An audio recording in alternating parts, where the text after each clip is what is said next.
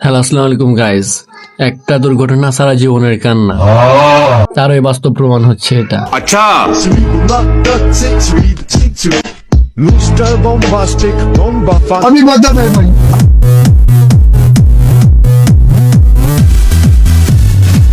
रुको जरा सबर करो। ছাত্রদেরকে ভয় ভীতি দেখাবেন না। আমি কিন্তু জনাব হেলিকপ্টার মিলন, আপনি তো এখানে ভয় দেখাচ্ছেন।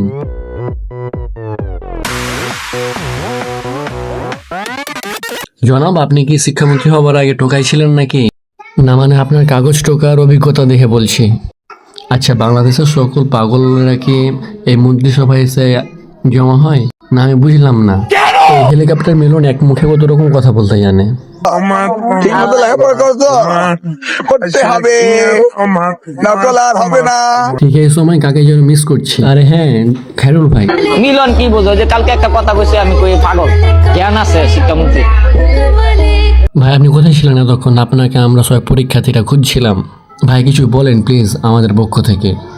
কয় নকল করতে দিবি না। আরে বেটা নকল করতে দিবি না, তুই নকল কেন করে হেই তো জানিস। নকলে বাধ্য হইতাছে প্রত্যেকটা ছাত্র সিস্টেম পাল্টাই। Thank you guys for watching my video.